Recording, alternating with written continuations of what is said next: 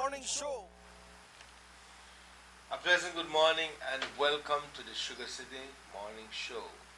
It gives me great pleasure without no measure to sit here in your company before you on this beautiful, lovely Wednesday morning here in Orange Walk. First and foremost, I want to say thank God it is another beautiful day and we're truly blessed to be here.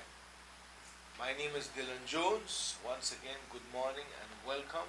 And let me say good morning to Emmanuel Martinez. Good morning to you, Dylan, and good morning to all our faithful audience. Todo bien. Todo bien, sí. Faithful audience because, people meet me on the streets and tell me, we watch you every day. We watch you guys every single day. Thank you for that. Thank you very much for that. Yeah, and I also want to get right into our prayers this morning because we have quite a little lengthy discussion this morning. Some Yes. sad things and some happy things. I know you So we'll get into that, but before that, you give me that news about that young boy who died. I mean, it's unnecessary. It's uncalled for. let's get into Anyway. prayer this morning. Father, we want to thank you for all the blessings that you give us on that daily basis. I'm sorry. Te damos las gracias, Padre, por todas las bendiciones que nos das. Te damos las gracias por la vida, por la buena salud, por las fuerzas. Gracias por tu bondad, tu misericordia, en fin, todo. Yo reconozco que todo viene de ti y por eso te lo agradezco. Te doy las gracias, Padre. Te pido que continúes dándonos bendiciones. Te pido, Padre, por todos nosotros, todos. Por mis compañeros de trabajo, mis familiares, mis amistades, mis enemigos, todos. Te pido por todos nosotros, Padre. Que todos tengamos un día exitoso hoy, que todos podamos tener la capacidad de utilizar los dones que tú nos das, Padre, para el beneficio de la humanidad.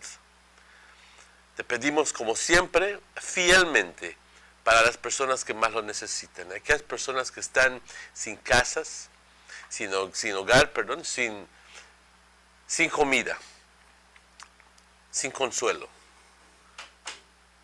Ayúdalos, Padre, consuélalos. Y asístelos que se lleguen a ti. Y Padre, por todos nosotros, bendícenos y ayúdanos. Protégenos siempre. Amén. Thank you very much, Amen, for that, Emmanuel. We're going to our weather report for today, and the weather report for today says something like this: for Wednesday, the 17th of August, 2016 at 6 a.m. The general situation relatively moist easterly airflow will continue to dominate our weather through the next 24 hours. 24-hour forecast, cloudy skies with sunny breaks along with a few showers and isolated thunderstorms developing mainly along the coast and northern areas tonight. Showers will be generally isolated except for the south where a few more showers along with isolated thunderstorms can be expected. Winds will be blowing 10 to 20 knots, east at 10 to 20 knots, sea state moderate. There's no advisory out. For the weather outlook for Thursday morning and through Friday morning is for mainly fair weather to prevail with only isolated showers or isolated thunderstorms. The temperatures and the highs today on the coast is 32 degrees Celsius, 89 degrees Fahrenheit. Inland is 34 degrees Celsius, 93 degrees Fahrenheit, and in the hills, 27 degrees Celsius, 81 degrees Fahrenheit. On the coast will be 27 degrees Celsius, 81 degrees Fahrenheit. Inland, 24 degrees Celsius, 75 degrees Fahrenheit. In the hills, 20 degrees Celsius, 68 degrees Fahrenheit. The tides, there will be a high tide at 8:59 a.m. and a low at 3:53 p.m. And another high for tomorrow, Thursday at 10 p.m. Another low at 3:21 a.m. That's on Thursday. The sun will rise at 5:36 a.m. and the moon will set at 4:47 a.m. today. And for today, Wednesday, the sun will set at 6:17 p.m. and the moon will rise at 5:51 p.m. So we have sunrise down to moonrise, down to sunset, all of that. We're going to go to Emmanuel to bring us that weather report in Spanish for gente que habla español. Gracias. Buenos días. Si nos acaban de sintonizar, un gusto saludarles hoy por la mañana. Este es el reporte del tiempo y rápidamente antes que entre, hice mención ayer o antier de que agosto siempre es así bastante errático. Pues hoy por la mañana, estos últimos días lo estamos viendo, de que amanece perfectamente bien y al ratito ya semejante lluvia cae y luego entonces a los 5 minutos ya está claro. Esta mañana al amanecer llovió y hace rato llovió también de nuevo y ahorita ya estamos bien, Finalmente, agosto. Ese es el reporte para hoy, miércoles 17 de agosto. Y este reporte generado a las 6 de la mañana indica de que un flujo de aire relativamente húmedo proveniente del este está dominando nuestro clima para las siguientes 24 horas. En detalle, para las siguientes 24 horas, nublado, cielos nublados, con periodos de sol. Y también vamos a estar viendo unos chubascos y tormentas aisladas desarrollando esencialmente sobre la costa y en las áreas del norte. Hoy por la noche los chubascos van a estar generalmente aislados, excepto en el sur, que va a haber un poco más de actividad, donde también se esperan tormentas aisladas. Los vientos del este de 10 a 20 nudos, el estado del mar moderado, aún así no hay ninguna advertencia. Se espera que para mañana jueves por la mañana hasta viernes por la mañana tengamos buen tiempo. Buen tiempo con chubascos aislados, pero el sol va a estar bastante fuerte mañana y viernes. Las temperaturas, las altas por la costa 89, en el interior del país 93 y por las colinas 81. Las bajas por la costa 81, en el interior 75 y por las colinas 68. Las mareas, una marea alta a las 8:59, una marea baja a las 3:53 por la tarde, otra marea alta a las 10 de la noche hoy y una marea baja a las 3:21 mañana por la mañana. El sol se oculta hoy por la tarde a las 6:17. El sol sale mañana 5:36 de la mañana. La luna igualmente se oculta a las 4:47. La luna sale, mejor aún, a las 5:51 y se oculta 4:47 mañana por la mañana. Y le damos las gracias a Forecaster Comabach por esta información traída desde el Belize Weather Bureau y a todas las otras personas laborando ahí, y también agradeciendo a nuestros patrocinadores, como siempre, German Vega Sons, Aqualife, el ministro Gaspar Vega, Vegas Imports, Hungryman Barbecue, Aqualife y Albion's Transportation. A todos estos patrocinadores y obviamente a esta estación de televisión les damos las gracias por traer este reporte del tiempo. And also, if you're looking to move something heavy and you need a truck with a crane, you can call 625-4855 with boom service, and they can move a little house, old car, even a new car, even rocks and channels for what you call the big long channels for construction, no? You want to heist a roof on a house, something, whatever is within your reach. Yeah, you can call them. And don't forget, Gordo, Fat Boy buys a tacos. What the man they buy? By Market the morning, Morris? Oh, by Palma Road? Okay, the man is at Palma Road for the best cochinita pibil tacos in town. Check out. During the morning as well? Yes, the morning and the evening you can find the man. We'll send for some shortly. Yeah, man. Morris got the back covered. I only see one empty dish on Facebook last week. I don't know tell him about it, but Well, how could we? You gone through it? You want to know where you're picking in there? Look on Facebook. All right. So with that, we'll take a commercial break and we'll be right back with more for you on the Sugar City Morning Show. These days, it may be difficult to avoid all the misinformation and propaganda being spread around you. But now, more than ever, it is essential to stay focused on what matters most: the facts. The value of the award for BTL shares to Ashcroft, taking out the portion that was given for the accommodation agreement, is $176 million believed dollars. Since the acquisition of BTL, the government has collected $183 million believed dollars from the company, $64 million in dividends, $77 million from the sale of shares, and $42 million in taxes that weren't being paid by the previous owner. Without the PUP accommodation agreement, BTL would have already paid for itself. Know the true value. Know the facts.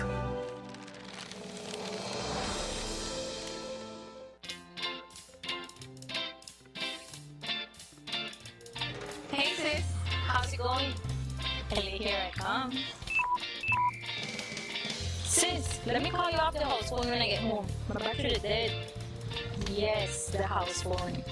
Now talk all you want, even to your family and friends abroad. With BTL's new home phone, enjoy hours of free international calls to USA, Mexico, and China. Don't forget, free nights and weekends to every BTL number and to over 150,000 Digicel numbers. Plans start as low as $29 monthly. Bundle your plan with high-speed internet and save even more. It's now time to lang bench all you want, only with the new BTL home phone service. Sign up or upgrade today and get a chance to win a trip for two to Panama, 4-night stay at the Hard Rock Hotel, and $2,000 spending cash. DigiFans get more, so much more. And when you're a DigiFan with a combo plan, everyone talks free. Free nights, free weekends, more data on the country's largest 4G network, and the best call rates as low as 9 cents a minute. They get more ways to show who they are in more places on more phones. And with the most affordable plans in the country, they get it for less. Be a DigiFan. Get more. I'm a DigiFan. I'm a DigiFan. I'm a DigiFan. Because I get more. Because I get more. Because I get more. Always more with Digicel. Expect more, get more. Always more with Digicel.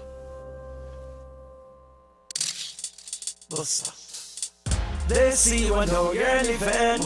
Always a star, yes. You live in color to the limit. Large and in charge, yes. That's why you rock with Buster. Refreshing range of colorful flavors. Always a star, never the audience. You run things never run yours. Yes, you are the life of it, not just a part of it. Your life is never black and white. Live in full color, Buster.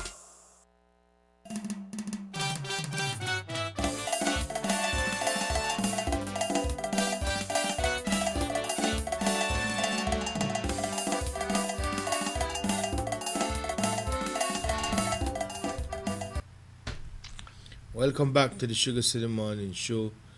16 minutes after the hour of 7 o'clock, no? And Emmanuel, I want to just, like you mentioned earlier, briefly before the prayer, that the neighborhood, for the better part of Orange Walk, heard the news last night about the little boy who was found dead. Quite a sad scenario. How old is the young boy? What I happened? don't know. I think from what I can see here on my phone, he seems to be like around 9-10 years old.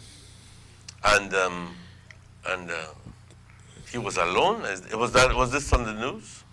Yeah, I think he was on the news, but I never got it off the news. I got it from relatives who knew the little boy, and you know, I always seen with his mom and a younger little brother.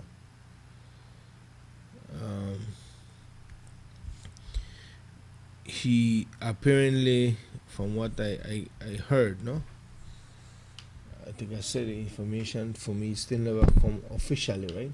So when I heard that the mom stepped out and left the kids home, and when they came back, they found the older one dead with a rope around his neck. We don't know if he was playing or it was an accident or. So the younger one was in the house inside. Yes. And how old is the younger one?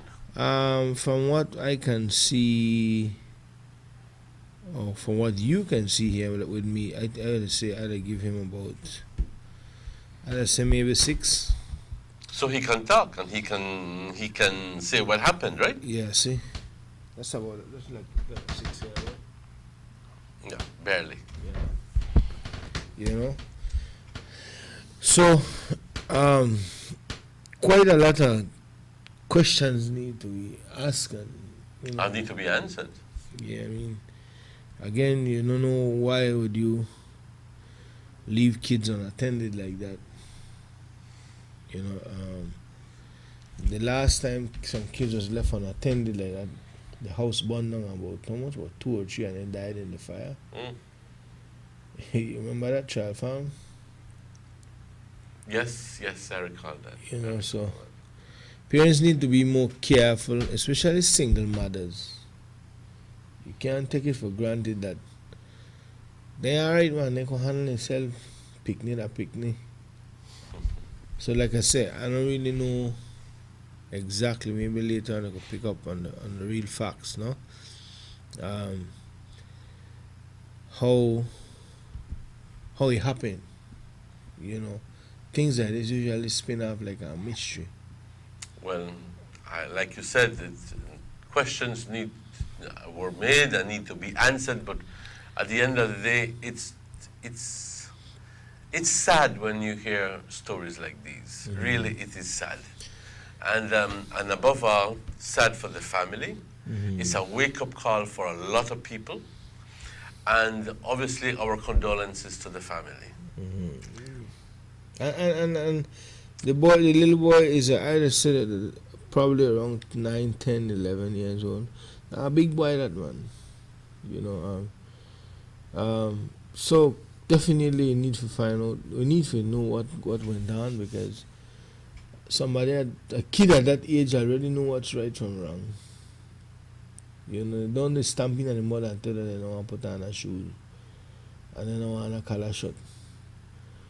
And you step out and then you come back home and you find one and then dead. The next one they cry. You want to know what will be the long-term effect on the other child? I don't know, but the question at this point is why, no? Mm-hmm. Why? That is the big question. I think that, and we're not sure. We don't know. Yeah, that's the answer. We don't know the age. We're just surmising that he's between 9 or 10. No, but I know the child, you know. I see the child with his mom several times. And how old do you think he If he's in same run with my little nephew. Who is? 11 years. 11. So let's put him at 11 years. Yeah, 11. At 11 years, I think you're just beginning to live. I mean, Christ. I don't think that you, at that age, can possibly be a victim of social pressures or anything like that. I don't know. I don't believe so. I'd like to think that at that age, you still, if you're still young and you still should be playing Nintendo and reading your books and you shouldn't even watch the movie channel yet. You know. And so I don't think that he's maybe all that prone to social pressures or peer pressures. It might be, I don't know. But then again, it would be unfair for me. It would be unfair, right? But it will also depend on the amount of exposure that he has and the kind of friends that he has. We are not saying that's it. We're just we're just saying what we don't think it is. I'm looking at a picture here that his mom posted just Saturday night. It said on Facebook they were having dinner, he and his little brother, no? Because I could tell you whenever I see the mom with them, they always have the two of them together, no? So although probably the age difference is a little distance away, they're still close because they're like gemelos, twins. So the effect on definitely have a long-term effect on the younger one. Let's hope that he's young, that he might just wither away in the back of your mind like a memory. No? Nobody forgets that. I know. Especially when only you know how it happened. But definitely, I don't think this is the end of it because, again, when things like this happen, you want to find somebody to blame, for this. You want to get down to the bottom of it. You get frustrated. You hear all kind of things. But out of this, I just want to say, parents, especially single mothers, if you're not going to the shop that the corner, carry on a picnic, you don't know. Only left picnic home unattended like that. Especially if you don't have an adult or a teenager who old enough and sensible enough to say, well, keep on the eye and until you come back. You only lock up on a picnic in a house. I'm going right And what time did this happen? Yesterday, what time? Honestly, I have no idea. I was in my bed last night about 10:30 when they called me and asked me if I know the little boy died. I can even give you his name. No. Or you prefer I cannot do that. Alright, good. But is a relative to Miss Roland, Miss Marian grandson. Everybody know Miss Marian, the famous cook. Yes, I know Marian. So, condolences. Yeah, condolences. I was shocked when I heard that this morning, and again, our condolences. It says here, excuse me, sorry. It says here he's 11 turning 12. 11 turning 12. Yeah, big boy, man. Yes. Ready for college. And that's the age when, a lot of people say it hurts to lose a child. Okay, and it says here that he was attending San Francisco school. Still in primary. Yeah. Not even into high school yet. Yeah. So. Sad, our condolences to the sad. family and let us. Well, I wouldn't want to sound like the judge, executioner, jury in this case, but let us hope that a lesson will be learned. It's a great price to pay, but let us not condemn the mother anyway. Let her faults be a learning experience, no, Emmanuel? Could you put it that way? Mm-hmm. A learning experience, and I repeat it again. Not left on a picnic home by themselves. Oh, because the older kids are kids. And Emmanuel, you said something very important a while ago. Sometimes you strike some notes to just make things turn in our head when you talk about the exposure of the child that he has, no? Sometimes as a single parent, you raise your kids to how your standards, but you sometimes maybe your company is too advanced for your children, but because you do watch them and they been around you, they learn things at an early age. A lot of that thing happen. Like I see some kids will go on like baby in front of the mama and papa, and when you pull in a corner and have a conversation with them, different picnic they talk to. So the exposure, like you say, is very, very important to what you expose your kids to. You'll be surprised to know what a 10-year-old and an 11-year-old know these days. But who is to blame for that? The parents, because they don't wake them up and put on cartoon channel again. They put on what they want. Emmanuel? You remember when you were small?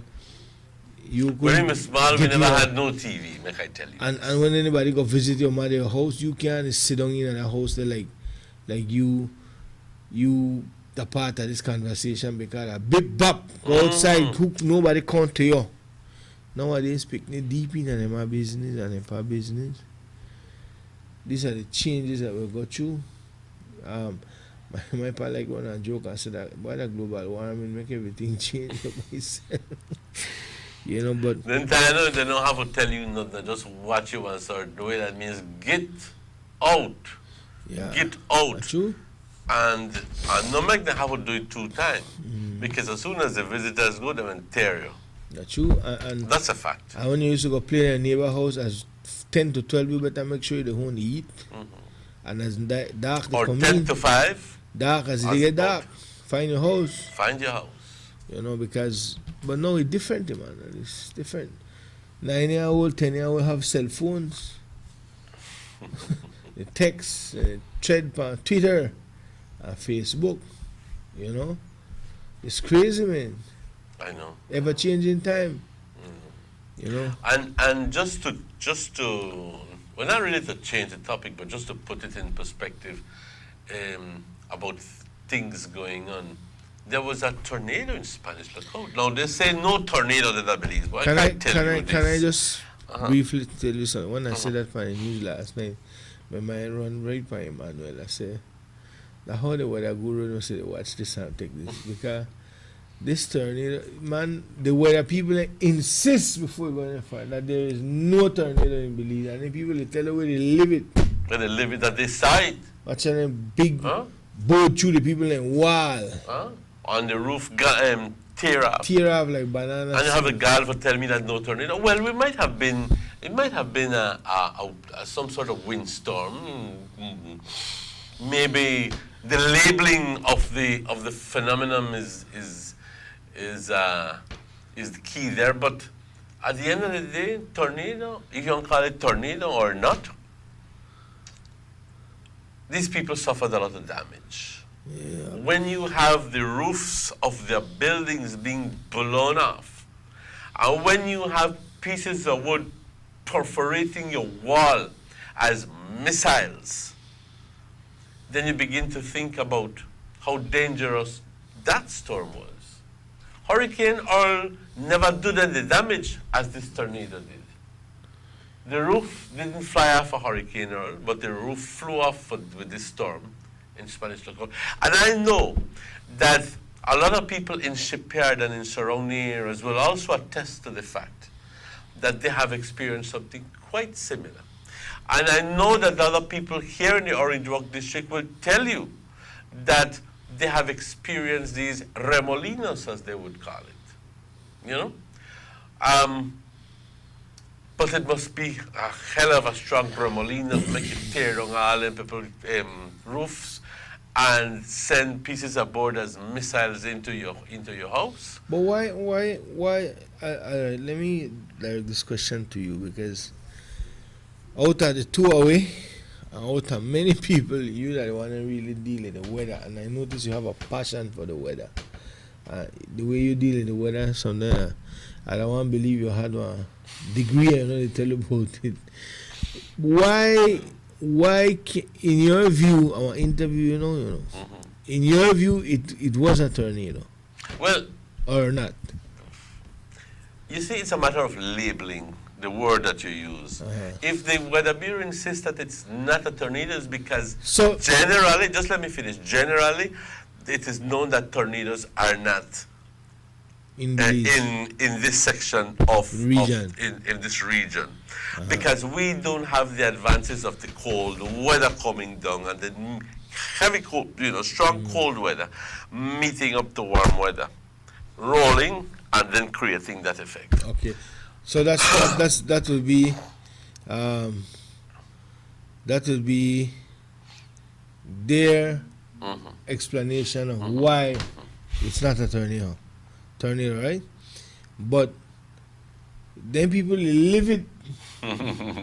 So could we say, you might say, Alice, that cause okay, maybe that was a tropical tornado, we don't need no cold. Well, Because like I said, it's a matter of one labeling. of the gentlemen mentioned one time that if they want to call it one wind, it pass through, pick up one water tank and carry it for about 200 yards and drop it past somebody's house in a circle. Like I said, it's a matter of labeling what word you want to use, but at the end of the day, people who lived it will tell you that it's pretty much the same thing as what they see on television. When these, although none of the people actually took pictures, obviously they were so frightened that they didn't venture out to take pictures. And I think that it would have been good if we had pictures of it. But we have pictures of the damage. And I mean, if you go to the webpage, you see all of these pictures of the damage that happened in that area. I mean, you see the pieces of board actually sticking through the walls como si tomaras un pedazo de madera y nada más lo aventaras contra la pared y en realidad perfora la pared, que nada más indica la velocidad del viento. Ahora, este tipo de cosas simplemente sucede cuando tienes vientos en exceso de 75 millas por hora. ¿Ok? Esos vientos huracanados. And you said, right, it's a pity we couldn't show someone in picture. Maybe we could try to get it up on the screen, but we'll try best before the show is over. Because the damage spread out, this thing traveling, never just stay in one spot. And It travels, but it has a destruction path. In other words, Yeah. a certain path. That means that it's un remolino, maybe not as strong. Maybe I would call it a category 0 tornado with winds up to 75, 80 miles per hour. You know, yeah, that's what it is. But you know, they like to say that, oh, we don't have tornadoes. But I do believe that this was a small tornado. Yes. yes, man, Yes, I believe that because the way how the damage was structured, like we say, had a path. I never like one just a hard breeze. You see, you never blow down walls. You rip up roof. A tornado will blow down everything. You Everything. and I throw you down and roll you over. But I don't know. But again, the argument is credible because, like you said, they want to tell you because you don't have the cold coming in and the hailstone, and so it's not. So what do they classify it as? You see, if you notice that of late we have been having these huge, and it happened, when was it, yesterday or the day before? These huge patches of black clouds over our area. And then the wind would come, but barely any rain. Yeah. Okay? Barely any rain. And if you see, when you have wind is when you have a difference in pressures, barometric pressures. If you have a low pressure and then a high pressure here, and then the high pressure comes over, or the low pressure goes over the area, you have movement of air, and that creates the wind. Okay? But I'll be honest with you. I can definitely say that is in excess of 75 miles per hour winds. And then the next thing too, I don't want to make it sound like good. The bash, the department, the bureaucrats, they do a good job. Because I understand we have one of the best weather systems in the region, Belize, with the Doppler system that they have set up in Ladyville, no? So it would put us ahead of the game. But I don't know if they miss by human error or they miss by a computer error, but sometimes they miss because if you go back on weather report for yesterday, you're hot. I know. 94 degrees. That's so true, because yesterday I remembered reading the weather report and I didn't recall saying that it was going to be. Actually, he said we're going to have a slight decrease in temperature, in humidity, and I'll tell you something. in moisture. I was at the radio yesterday and somebody messaged me and they said, "Oh, how you are, Emmanuel Salayad?" I said, "What will happen?" He said, watch me close on the line. I tell her, I see it, and you know when they do that, they FaceTime me live. And they say, what you say? I said, I see the close part. And they say, don't play like you don't see the rain. In the rain. We're not a bastard service, and like I said a while, I want to condition this statement. We're not to throw stones, because I do understand that freak storms are exactly that, freak storms, and nobody predicts freak storms. If the conditions are there, then it's up to you to pick it up. But I recall one time at 6:30, this is many years ago, maybe 10, 12 years ago, that 6:30 they're giving the weather report. Conditions are fine, we're going to be having showers, and are we going to get pelted with big hailstones at the same time? And I said, the irony. The breeze look like throw down the Hammond tree, the front, and the tree, the bend over. And we get pelted with big hailstones, and this man is talking about conditions are fair. going to be fine and fair And and so windshield get forth. broke up And windshield outside. get broke out outside. Well, I just politely texted the chief at Met office, and he says, Emmanuel, freak storms are exactly that. Freak stuff. Freak storms. Remember that report that we put on the news is recorded much earlier. But he says that they did make an advisory at the 6 o'clock weather report. And then you I said, say- but me not listen to radio 6 o'clock. I will wait until 6:30 to get the Somebody report. says, Huh? somebody's here saying, there has always been tornado in Belize. It's called mangueras before. Mangueras. Mangueras Uh-huh. before. But there are few. They are also within hurricanes. Las mangueras son aquellos que están sobre el mar y que traen agua. Water spouts. You see, Manuel, and again too, I think that this what happened should open for open way for the Met Office for say, well, make we investigate this. You understand? Why this thing happen? Because now that last year Mexico had snow, Well, Mexico always has snow. but some Mexico parts City of- or what? no Mexico, Salvador or some part of Guatemala had snow Yeah. a couple years ago. where anything not happen. Well, up in the mountains, yes, you have the condition that's You know, but in snow somewhere where you never snow before. Like Guatemala or somewhere. But all of this thing El Niño, weather change. Y su abuelo y su abuela. and- Toda su familia viene Toda su ahora. familia viene You ahora. understand? So it is just hard to tell these people there's no tornado in Belize. So we are called that. One time they used to say that we were not on the earthquake belt. How many shake up? Till then we get shaken up and say, we might want to reconsider that. We not never feel earthquake though. Then at some Never. point, one right front of we shake her up and broke down houses House that and, Dangriga, yeah. and yes. People house busting Huh? too. And you go tell that person one 10-foot No, no, a house earthquake. on stilts 10 foot high above the ground, all of a sudden turns out only 3 feet above the ground. Tell it. And when they stick, those sticks are literally sinking to the ground and water spilling out of that. They don't got no earthquake, man. Huh? They don't got no earthquake. And like your pastor, global warming, Global warming. you have to attribute it to something. Obviously, changing times. But at the end of the day, guys, I can read this text and I'm pretty sure that the person who sent this text, let me tell Emmanuel will agree with you because Emmanuel is very practical about things. It says, okay, hold on, the text then it come in.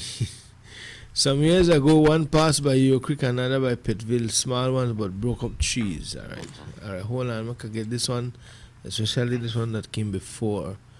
Morning, Dylan, Emmanuel. Nobody can predict the weather. Winds are open to change direction and speed at any given time. that's so true. So true. You know?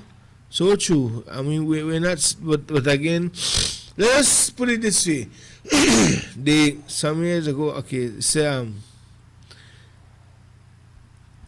put it this way, the weather department, the weather bureau, do a very good job in trying to bring us. Well, you can forecast it to a certain extent because that's why you have forecasts and forecasts all over the world. I call him Uber people. All right, forecasts all over the world because, and it will depend on two things. Weather gurus. On two things. Obviously, people are trying to do is trying to put in all of this information into computers. Put in the barometric pressures, put in the wind flows, put in the ocean temperatures, put in everything, and try to simulate a scenario and say, all right, do your thing, computer. Tell me how, given all of these conditions, because the climate we are experiencing right now, the weather we're experiencing right now, is not only due to one or two factors. It's due to a combination of factors. The wind, the ocean temperature, the surface temperature, El Niño, su abuelo, su abuela, toda su everything. familia. But it's a combination of things. And this has served us well, but not completely. Because And that's why you have the European versions of the hurricane forecast, and then you have the US versions, and then you have... The US, they fly in a hurricane. Yes. With them big plane. But the European forecasts are always more accurate. Okay? Most of the time more accurate. So we have to check Okay. we have to check it, European forecast. But these are models that you create. Computer program. And yes, and obviously, but besides all of that information that you're getting out, you also need somebody behind that computer to understand all of these things and to be able to forecast and say, tell you what, out of all probability, this will happen. But I agree with the person, because at the end of the day, you can't predict things that happen at the spur of the moment. Things like freak storms, you can't predict them. You can see it coming, but you don't know when and where. That's the nature of the beast. Bottom line. That's the bottom But line. nobody could tell me that I never know only small tornado. No, sir. With the damage of that though? And the guy said it's not the first time, Emmanuel. It's not the first time. So And it says the chief met officer has been very skeptical of past storms being called tornadoes, since those are native to the Midwestern United States. Obviously, when you have the cold weather coming down the Rockies and crossing through and entering the plains and meeting the warm and humid flow of air from the Gulf Coast into the United States, then there is a clash.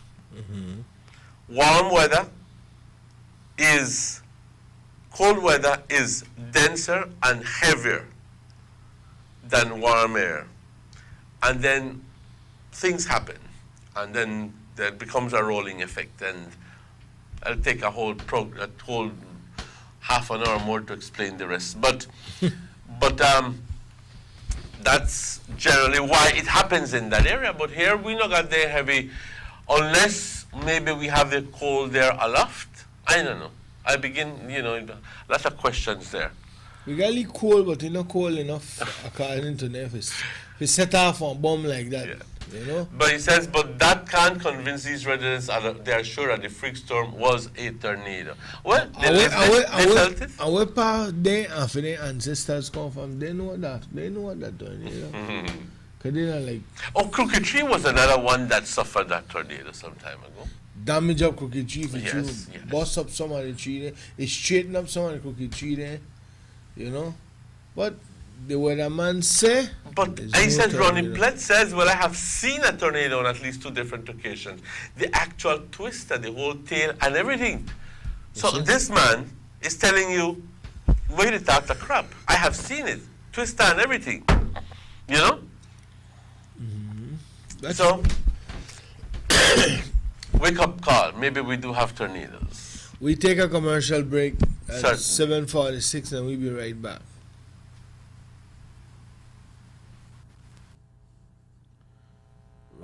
When was the last time you got anything free? Well, with Digicel's new improved combo plans, now everyone talks free. With free talk in every plan and even more data for the same low monthly price. I mean, who doesn't love free? Free Sundays with our light plan, free weekends with our plus plan, free nights, weekends, and free calls to your circle with our elite and max plans, and even more free 4G data in our light, plus, and elite plans. Don't have a plan? It's easier than ever with low or no deposit for qualifying customers. Still the best plans in the country. Come in and start getting more.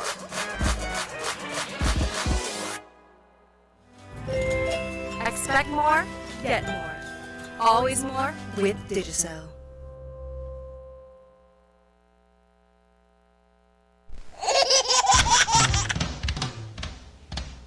You know your baby is happy when wearing Bebin Pampers. Bebin Pampers. In all sizes. Bebin Pampers make your baby happy. Available at German Vega and Sons. When I grow up, I want to play pro football in the Belize team. Being able to play and enjoy sports in a comfortable and functional environment allows us to improve our skills and our teamwork. At the end of a long day, I just look forward to come out and run so bad with my friends. There is no greater feeling than playing a foreign team in front of Belizean fans cheering you on in our field. The Garden City of Belmopan has seen many remarkable improvements in its infrastructure over the last few years. Sporting facilities have been considerably enhanced with the covering of multiple basketball courts, resurfacing of a tennis facility, and most notably the remodeling of the Isidoro Beaton Football Stadium. Investment in sports is an investment in our people. We're building our character. Striving for greatness. I'll never stop dreaming. This is a game changer for me. For us. For we. For Belize.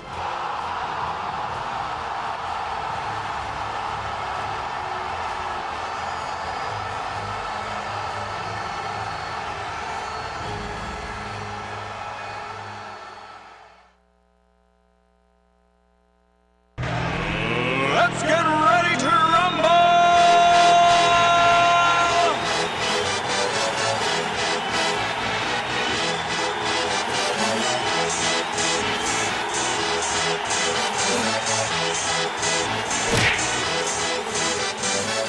Y'all ready for this?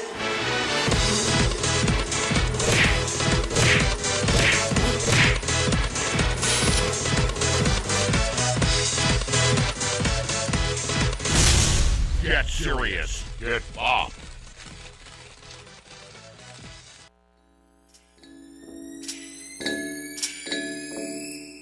Ronald's Chips Factory, the only chips in the country of Belize that is baked and cholesterol free. Available countrywide, also in San Pedro and Kikaker. Available in Chipotle, Ahohole, and Habanero. Look for it in stores near you. For more information, you can contact Mr. Eduardo Tillit at cell number 604-1804 or salesman Desiderio Perez at cell number 628-5287. Ronald's Chips Factory, the only cholesterol-free chips available in the country of Belize.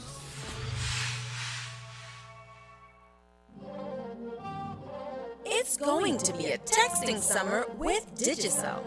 Digicel prepaid customers, you can now send international text from your regular text bundle. That's right, send both local and international text all summer long. Remember, only with Digicel, text bundles come from your free bonus credit, unlike the other guys. And if that wasn't enough, every bundle you purchase now comes with free text. You heard me. Purchase a $2 bundle and get 15 more texts free. Purchase a $5 or $15 bundle and get 50 more texts free. So go ahead, text it up all summer long with Digicel. Promotion ends August 31st. Expect more, get more. Always more with Digicel. Can the accommodation agreement award portion be used to fund government projects? Well, Mr. Man Eamon Courtney, he did said no. Well, make I set the record straight. Out of all the money where the court award for BTL, the biggest amount that for the illegal accommodation agreement where Musa and the PUP they signed. When the government and Ashraf gone to court, the two sides may agree that the money from the accommodation agreement may want put in our charitable trust for fund projects for the Belizean people. But not take my word for it, the director saw in this document with Sam, the Telemedia Acquisition Settlement Act. Make I read it for you. The balance shall be applied in accordance with such requests for grants as the government may reasonably make to fund projects to help the people of Belize. That clear as day. Stop listening to people when they're on Ashcraft payroll. The record set. Boom!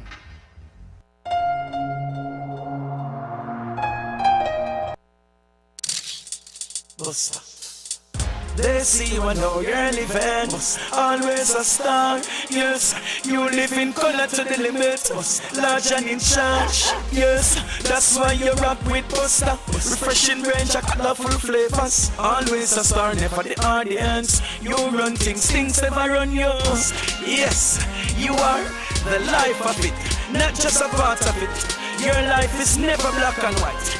Live in full color. Buster.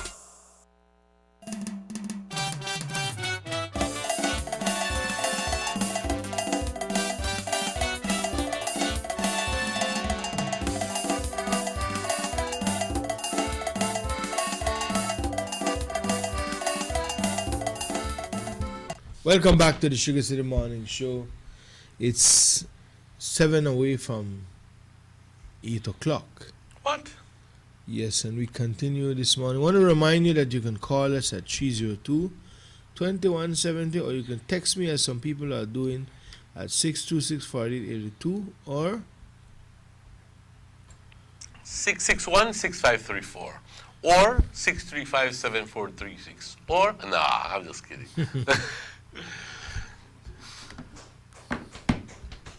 And thank you, Rahim. Thank you very much. I had a clap behind there. Yes. No thanks to Morris. and we continue this morning with a discussion here. Before we go into this Orange Oxide, I want to say kudos to the police officers from Belize Formation District, no? Who took some kids out yesterday to do some shopping. Yeah. That was neat. That was quite back to school shopping, you know. I want to say kudos to them. Things like this is what builds relationship with the public. One of the legal say plain, they say, when they gang by around my house, they say police bad.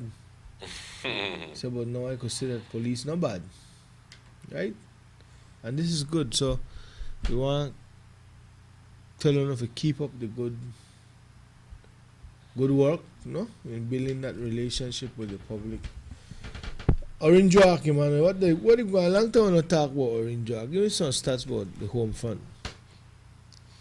I see the mayor they walk past. Last year he was saying I walked past 17 streets.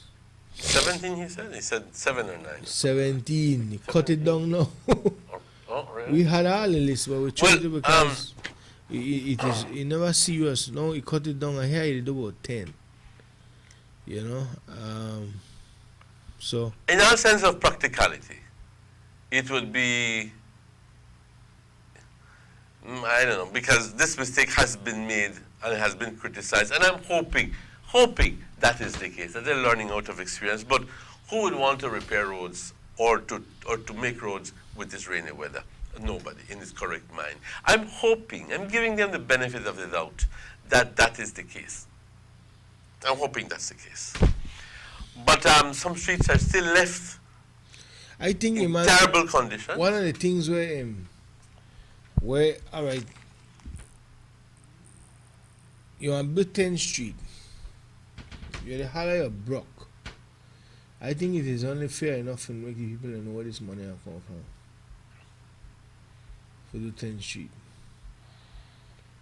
But we're not getting no kind of report. I can imagine they put up nothing but the face of the financial. Well, no, we're not getting nothing. And then again, the web page is under construction. So for last year, for Orange Walk Town Council, well, for some months now, and I guess they have so much geniuses that work up there, where they get paid, IT and TI and technicians and Facebook gurus, and they can't fix the website. I don't know the reason why. Maybe it's done on purpose. I don't expect you to know, but I just. But my point is, maybe it's done on purpose. Yeah, because I think that's the easiest way to get out of it. Why page it down? Where they try to fix it, they got a bug. All right, wait for it, and it never happens. Never happens. Typical promise of a politician. And it never happens. It never happens. But driving out in the streets in Orange Walk is particularly difficult, especially in this rainy weather, where when the puddles are filled with water, it presents an even more difficult situation because you don't know how deep that puddle is. Yeah. And there I go with my bicycle or walking, and then all of a sudden, wham, a drop in. And what you thought was a very shallow hole Township being a very deep hole. Why? Huh? I never. I not tell you I saw it, but when I got there, the damage was done. A lady came off the bump, the pedestrian ramp on Fonseca Street, and bam, straight in a hole and drop and peel up in hand, peel up in me because of the hole. You know? I'm talking especially, and I'm saying that that piece done from Banquitas done by the Independence Plaza, that needs to be repaired as quickly as possible.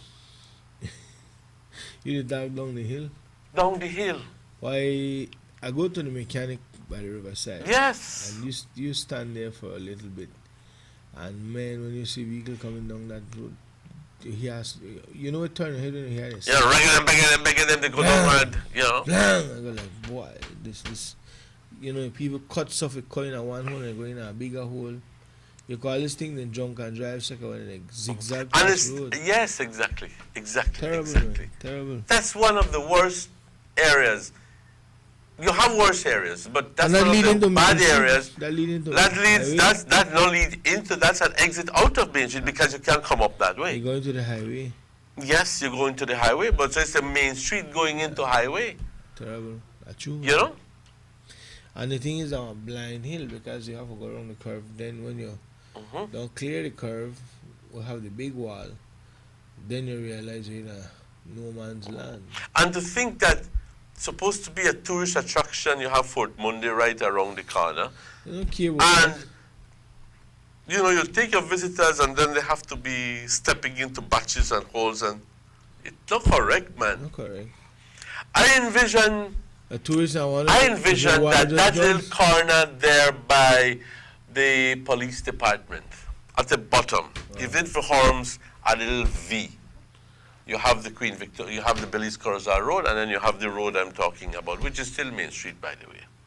You know, where you have all those. There's an old house there, which is not in use. I think it burnt. It was a big police barracks. No. No, it was a nurse's quarters. Which one, right on the hill?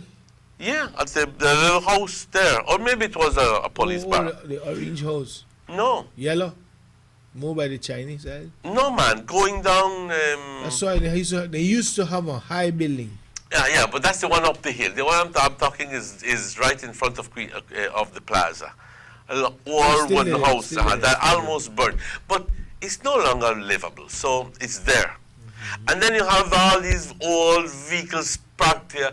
For what reason? I don't know. Well, the police, they want space in the yard, so. But that doesn't mean that you should cause an eyesore. Going right into town. Remove all of that. Clean out all of that. Put something, a fountain. This is the entrance of Orange Grove. Put up a nice. I mean, you just have to go to Chetumal and all of these places to see how creative people can be. You honor your patriots, your heroes. You create. We only honor our heroes around September. All around September, everybody. You know, it's sad. Yeah, it's sad, but we can create. This is flowing down there's a lot of water flowing down there all the time. Create a drainage system right through it. Utilize the water if you want. You see them big hole down the hill there where they talk about? If you carry the tourists around there, I want the water just done. You know, create a monument to independence or something like that. And then you have Independence Plaza on one side, and you have Independence Monument on the other, with a statue, with statues and you know, and you create something for which Orange Walk is proud of, and call it Independence Monument, whatever. Somebody here saying a well-done street doesn't deteriorate easy, but these streets being done by the town board has a lot to say about the way it is done. And that's true.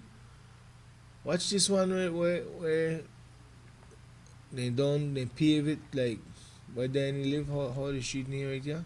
Oleander by, you have the Urbinas and you have the hospital. Hospital.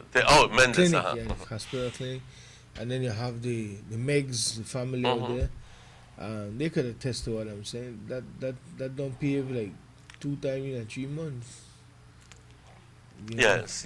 And It's it a was street that I use on a daily basis. And they patch it about a couple of weeks ago.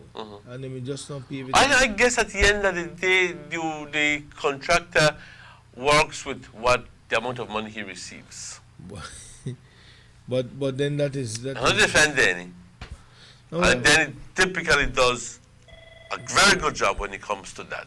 Well, but I don't blame he need. I'm saying is that the tongue board are the one who oversee that. Sugar City man, show hello. Hello, good morning, Delon. Good morning, Mr. Manuel. Good morning. Happy today. I just want to congratulate the policemen. They did a good job carrying those kids. Right here in Orange Rock, we don't hear nothing about that. Here in Orange Rock, it happened as well? Belize. That happened in Belize, and I am really proud. I'm from Orange Rock, 12 farm, and I'm proud of what they did. We mentioned it a while ago, yes. Although they have some policemen that are corrupted, but I mean, come on, they did a good thing. And I like the girls that went in your radio station that day. I think it's something about the youth something. Youth Popular Front? The girls from Louisiana, I think they're from Louisiana. Youth Popular Front. Yes, I like that. They have a good team, and I really appreciate. I think they need more people like those ones here in Orange Rock to help the needed.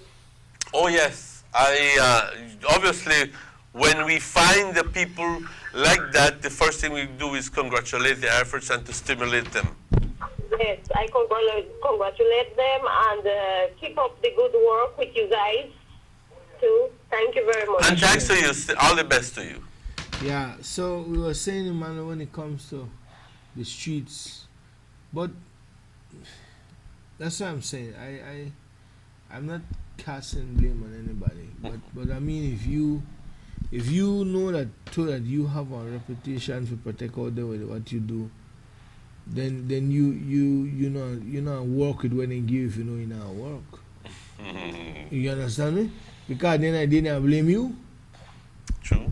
Nobody want to hear, boy, you never give me enough. I blame you. You say you could do what you could do. So, you see, but I put it towards the town council because it no matter who the town council hire to do the job. It no matter who, they could bring in a company from states. And if you not do good, we are blame the town board. Because of the town board that the one that who pay the piper should have called the tune. And if you make the town council, like what this text say, that the streets, let me read it again. I like that text. It say a well done street doesn't deteriorate easy, but these streets being done by the town council board. Town board has a lot to say about the way it is done, and that's true. Like for example, San Francisco Street, by where it was formerly Aquarius nightclub. Pasito San Francisco Street, that section there, right? They have for a better part it's smooth, but when you reach right in front of one store, Burger General store, different, boom, big hole. Why they not do the whole street? Why is the town council in the practice of doing piece of everything? Just like when they like say we've cemented 4 streets, and when they say, then they talk about Fonseca, Kana, Fonseca, San Andres, and Muffle Street, like 4 corners, they just cement them out, and they say we've cemented 4 streets. That's what they do, you know? They cemented 4 streets. Thank you, Rahim. Thank you. I just said. So that's what they call cement 4 streets. And what worsens the situation, and I promised the taxi man I was going to talk about it, was that you're on the highway. You are on the highway on the Belize Corozal Road, Queen Victoria Avenue. So from Courts, going up north. right? And then there's this bus in front of you. And you know that area has a green light. So soon as you catch the green light, and you're behind the bus is in front of you. And the bus takes its good old time and then stops right in front of where Heritage was. Watch it. You have to stop because you're behind the bus. There's traffic coming on this way. The person, you only facilitated 2 or 3 people from crossing because the bus has stopped right in front of you.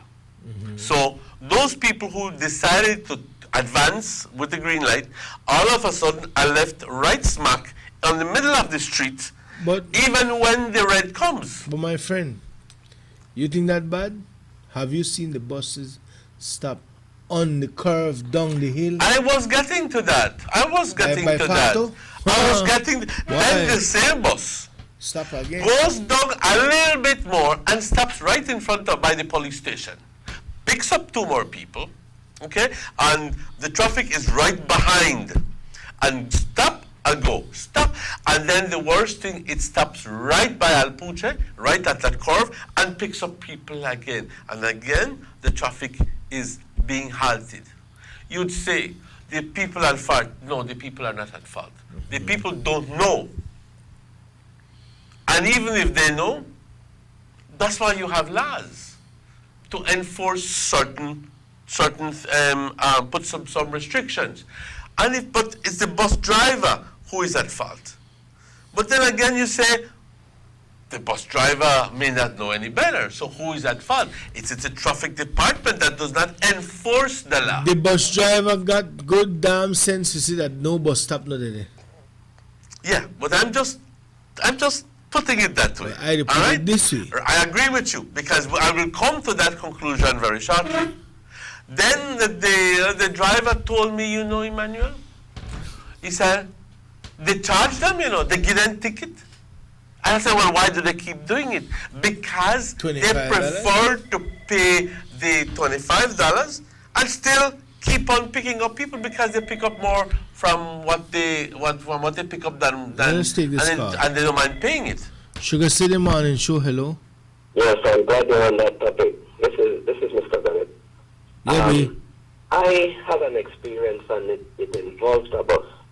I was at just below just before the hill. I went at the bus stop and was keeping back a whole pile of traffic. I'm on a motorcycle, so I went past the bus. I don't know where the traffic man suddenly appeared from. I don't know if it fell out of the sky, but I saw behind me now this motorcycle coming full speed. And then he pulled me over, and he told me, I'm going to give you a warning for now, but the next time you're going to get a ticket. So I said, for what? He said, you cannot overtake with the double line. Now, a lot of our drivers and pedestrians and whoever people on motorcycle, bicycle don't know about that double line thing. That's an international law. When it comes to that bus holding back the traffic, and you have to get to where you need to get to, and the course is clear. So I went and overtook, and I got a scolding for that. But Mr. B, I'll be honest with you, the traffic officer was right. You know, you can't. I agree. It is not.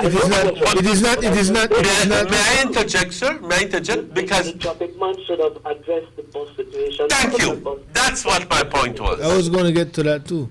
Thank you. Yeah. Because in much the same way he identified the error that you did, he should have identified the bus and stopped him and said, tell you what, you are causing the problem. You have made this man overtake you on an area that is not an area to overtake. And so I'm asking you, please, you can't be stopping there. But they permit it.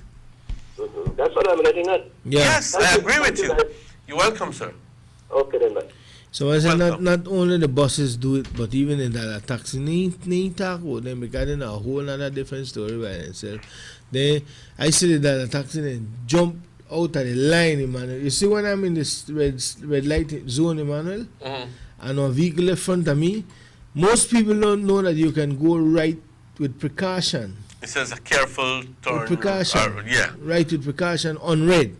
A lot of people, some people, the traffic come at a halt. They're in front of me and they have on a signal to go right, but they don't move. So you have to wait because they're in front of you. Somebody taxing and jump out of line and go wrong that. I've seen that, especially when they want to turn down by cheaters there. They jump out of the line and go wrong that. They don't respect the driver in front there. So when they come to the taxi, they're way out of order.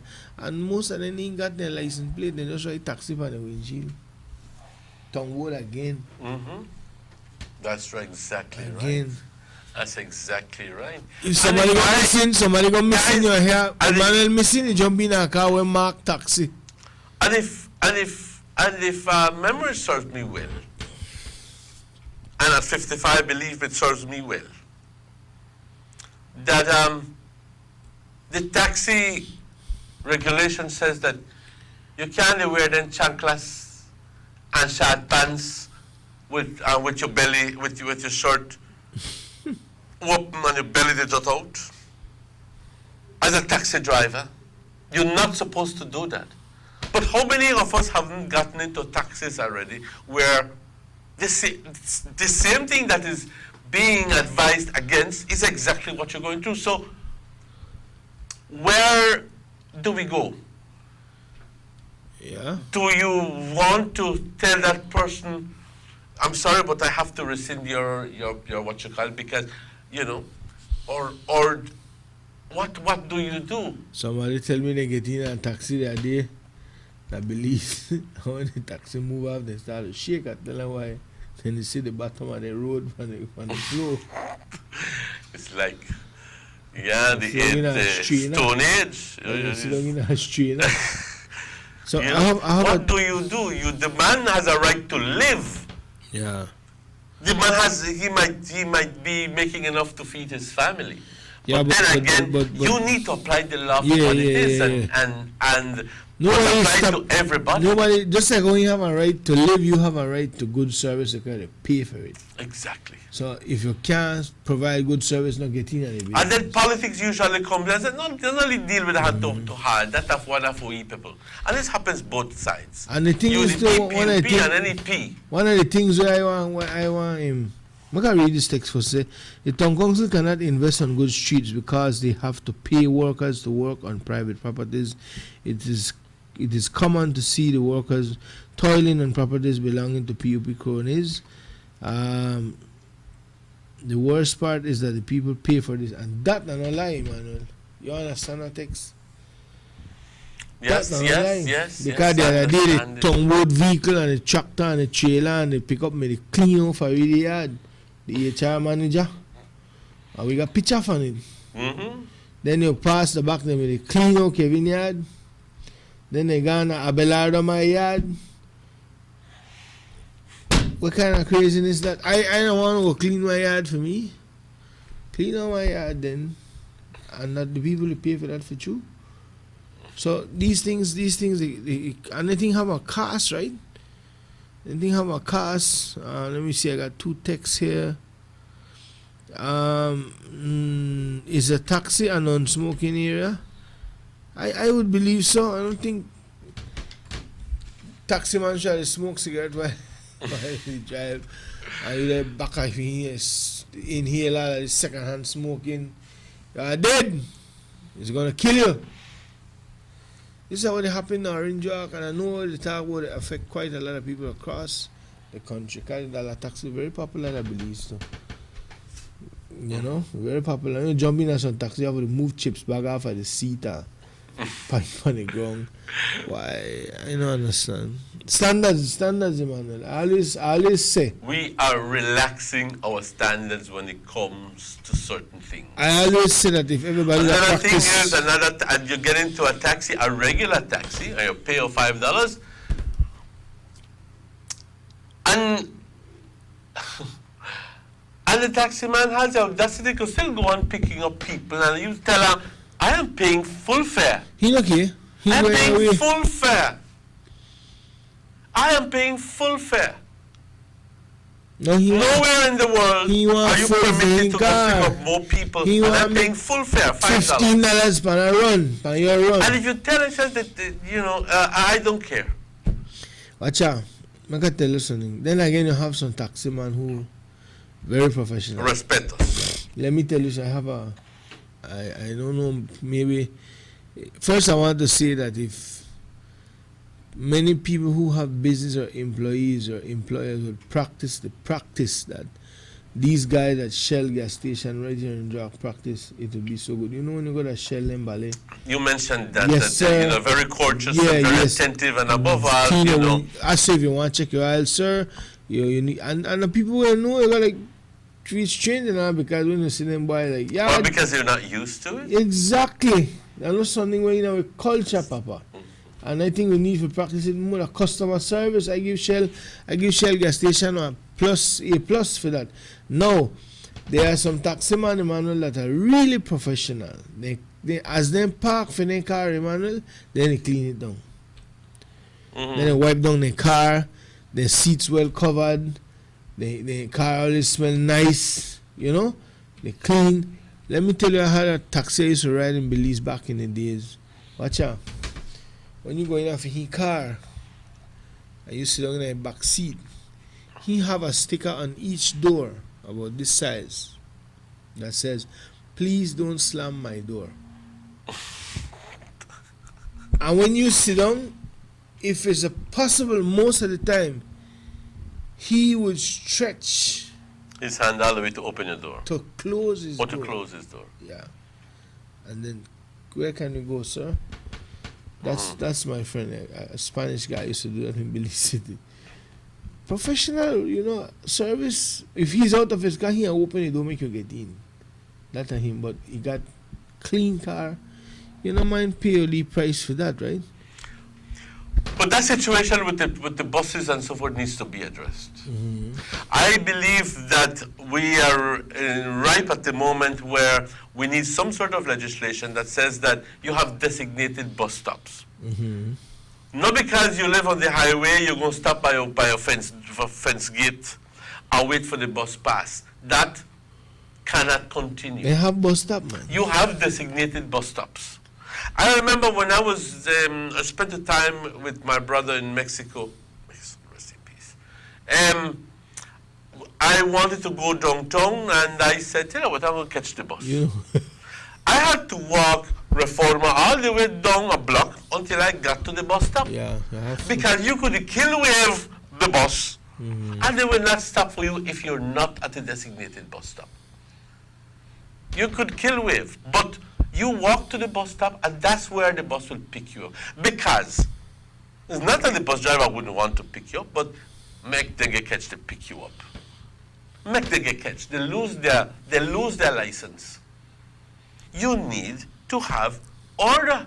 You need to enforce laws. Man. You need to enforce the laws. So I would welcome the day when we have bus stops, designated bus stops. We have bus stops, but they don't use it. Let's take this call. Sugar City Morning Show, hello. Yes, morning. Are they on the air? Yes, you're on the air. Yes, morning, Gilon. Morning. Mr. Martinez. Good morning. Mr. Martinez, I hear on the elaborate on this of stopping a vehicle. But Mr. Martinez, then you talk about if the vehicle stop here, if the vehicle stop there. You have some sick people who hardly could move 110, yards. And if one person they trouble it, one patient, they try to get into hospital or something. I don't see why they shouldn't stop and pick up these people because they know one bus stop, because they know one. No. But call up. This thing must be discretionary and nobody talk about that at all. You know, if you stop there, and get one ticket. And I think it's completely wrong. So you have one lot of people sick and then very ill. But you hardly could move 10 yards and the vehicle stop. You're talking buses or you're talking taxis, sir? Buses? This are what I'm supposed to talk about. If it's buses you're talking about, I disagree. If it's taxis, I agree. Thank you. Hello. And again, sir, if you see, Emmanuel, this is how you could have never given a better example. last week I noticed, I always, when I go to LA, we're way out in the desert, so you don't really see much bus stops and trains. But last week, my visit to Chicago, I'm very observant. And there's train stations all over the place, you know that, in Chicago. And you see people line up the wait for the train. You can't catch no train and stop halfway if you're in a wheelchair or you have a walking stick. You better find a way to the train station. Worse, the bus station. So while I would want to tell the caller you have a point there about being sympathetic, you have to use the example Mr. Bennett was using. I was on my way somewhere, the bus stopped illegally in front of me, which forced me to take an illegal turn because I needed to go. The traffic man addressed me, never addressed he. We're good for the goose, good for the gander. Right? We're good for Peter, good for Paul. But, sir, if you are sick and you need to catch the bus, then you should also must have a relative or a family member who should be able to assist you in getting to that station. Thank you. Or that bus stop. Because where even at the bus stop, when the bus make a stop there to pick you up at the bus stop, then you have all the time in the world to take your time and get on that bus. But imagine you just stop halfway and the vehicle there behind the blow and this one ran, the next one, because then it puts you in a more danger than where you're not sick. So while you talk about discretion, I could see where you're coming from, but I can understand and I can empathize with the brother. Let us try and use the bus stops. But that situation is not one that is prevalent. Maybe 1 out of 100, 2 out of 100, and those people, like you correctly said, can easily say, tell you what, the bus stop, call somebody. The bus stop stop in front of me and I can't wait for it by my gate, so can you pick me up, or call a taxi, or something like that. So, but the law doesn't permit you for you to break the law just because of all discretion for all cannot. With the deal with logics, and they go on bus stop right at the hospital too. Yeah, so you can take your time and come out. With the deal with logics and common sense. So somebody say, if every corner have a sick person, the bus will stop on every corner. The gentleman have to get his act together, man. Every corner,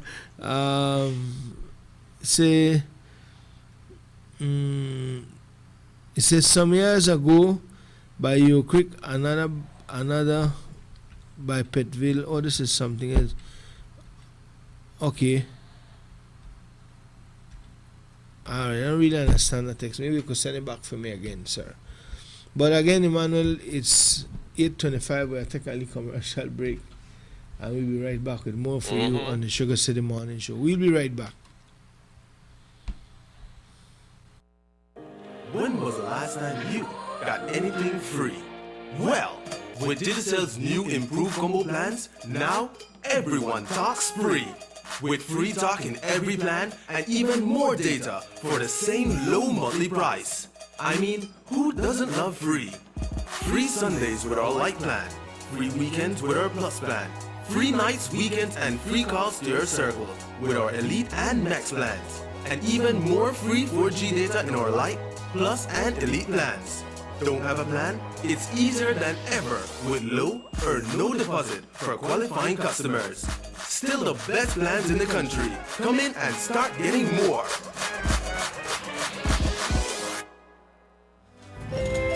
Expect more, get more.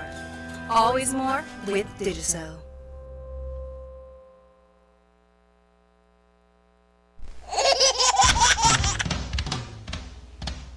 You know your baby is happy when wearing Bebin Pampers. Bebin Pampers. In all sizes. Bebin Pampers make your baby happy. Available at German Vega and Sons. When I grow up, I want to play pro football in the Belize team. Being able to play and enjoy sports in a comfortable and functional environment allows us to improve our skills and our teamwork. At the end of a long day, I just look forward to come out and run so bad with my friends. There is no greater feeling than playing a foreign team in front of Belizean fans cheering you on in our field. The Garden City of Belmopan has seen many remarkable improvements in its infrastructure over the last few years. Sporting facilities have been considerably enhanced with the covering of multiple basketball courts, resurfacing of a tennis facility, and most notably, the remodeling of the Isidoro Beaton Football Stadium.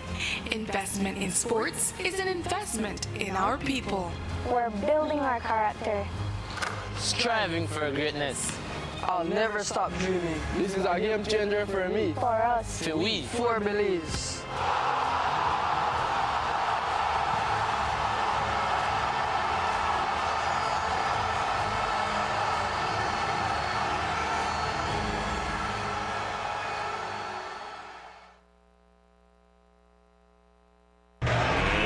Let's get ready to rumble!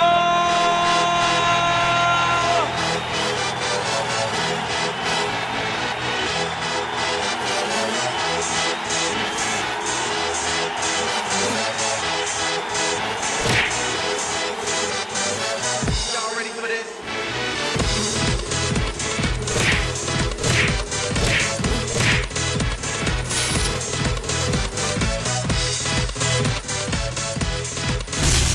Get serious. Get bopped.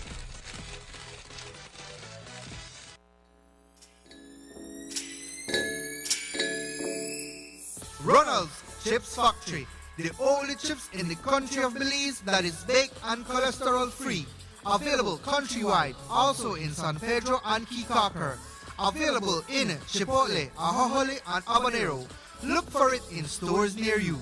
For more information, you can contact Mr. Eduardo Tillit at cell number 604-1804 or salesman Desiderio Perez at cell number 628-5287. Ronald's Chips Factory, the only cholesterol-free chips available in the country of Belize.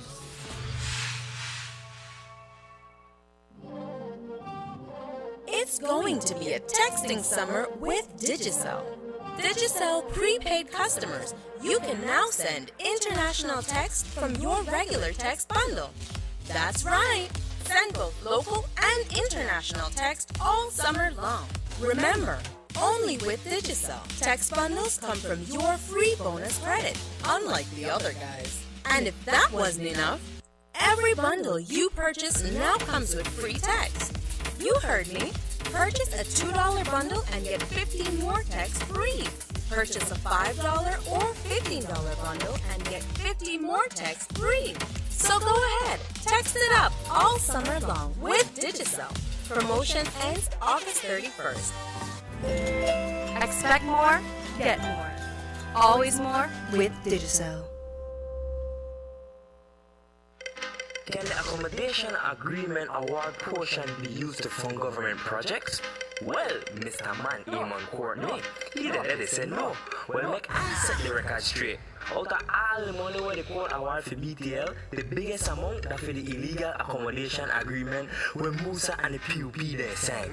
When the government and Ashraf gone to court, the two sides may agree that the money from the accommodation agreement may want put in our charitable trust for fund projects for the Belizean people. But not take my word for it, the director saw in this document we signed, the Telemedia Acquisition Settlement Act. Make I read it for you. The balance shall be applied in accordance with such requests for grants as the government may reasonably make to fund projects to help the people of Belize. That clear as day. Stop listening to people with their Ashraf payroll. The record set. Boom! DigiFans get more, so much more. And when you're a DigiFan with a combo plan, everyone talks free. Free nights, free weekends, more data on the country's largest 4G network, and the best call rates as low as 9 cents a minute. They get more ways to show who they are in more places on more phones. And with the most affordable plans in the country, they get it for less. Be a DigiFan. Get more. I'm a DigiFan. I'm a DigiFan. I'm a DigiFan. Because I get more. Because I get more. Because I get more. Always more with Digicel. Expect more, get more. Always more with Digicel.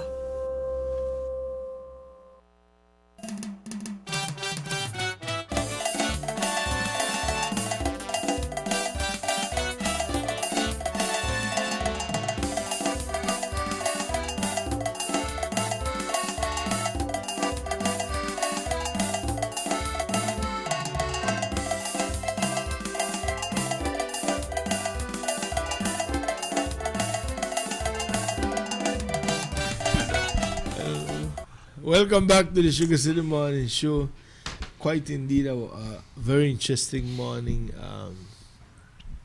Whenever you discuss topics on traffic and where people's lives is concerned, people is always attentive, Emmanuel. Oh yes. Attentive. Some people would just kind of tend to wake up that bad experience they had with a driver or a traffic officer or something, but it's condition or a situation that we face in the public every day, and you have to iron it out. One of the things Emmanuel mentioned earlier is that the drivers of these buses who make, can I say, illegal stops? Who make illegal stops, they don't care because the fine is so small. That we take only $20 ticket, and then by the time we reach San Pablo, we don't make that back already. We don't make double. So we pick up 10 people at $2 and 5 more before we reach San Jose. We set at $30. So we're all right. Give me 20. I think what they should do is increase the fine and enforce the law some more. Like for example, Mr. B who called a while ago about the double lines. They jump on double lines on the U.S. highway. They have $5,000 to $10,000 fine. Well, once a line is broken, Emmanuel could tell about that. He used to live in the States. You jump on double line, you talk about $5,000, $5,000 to $10,000 fine, because then they consider what all damage could have been done, lives could have been lost, all that in charge of all that before it happened. Before it happened. And I think that, again, because of politics, for we small district and country, a lot of these things they get played, because when people get ticket, you know how much of the PUP or friends of the mayor run to the mayor. Anybody give me a ticket and this time, and he just... Also, I heard that some of them don't even pay the ticket. They just don't pay the ticket, and they have the thing, 4 or 5 tickets, it says. And then when election time comes, he goes up to the politician and says, I will vote for you if you pay these or cancel these for me. And the politician trying to get the support of this person, they vote for this person, say, I will handle it for you. He does the crooked thing. You see where I'm going to? Yes. You have to be very open and honest about this. Happens on both sides. But it should not happen. It should not happen. But we're here to talk about the relevant issues that are affecting our community. This is another side. But talking about the problem is not enough. Offering solutions is integral part of it. This is another side of the story, right? You hit it on the nail again when you say about problems in our community. Man, people just really ungrateful and have no respect for nothing, because when the bus drivers don't want to stop in certain areas, they like the cuss-up drivers and conductors and talk about terminal far from town, and they don't want to walk that distance. And they have others that if they don't get the seat, they don't want to pay their passage because they stand up. So dumb. Very good observation there. But people don't behave how you allow them to behave. If the transport department along with the bus drivers decide we will not pick up nobody if it is not a designated bus stop.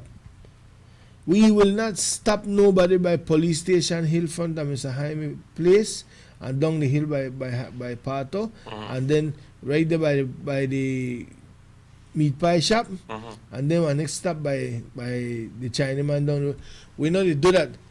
On a cost all on one, but we have to get used to it. Have to get used to it. So if you know that you live out on the highway, if you live out at Ochobenke and you need to go to Belize and you catch 11 o'clock bus, start to walk to the terminal for 10. But it doesn't have to be the terminal alone. We can have designated bus stops. But they do have, but they don't use it. We can have areas like, buy a piece of somebody property, do a lead thing where the bus can actually drive in, stop, pick up the people. Do you know there's 3 bus stops in the hospital zone area?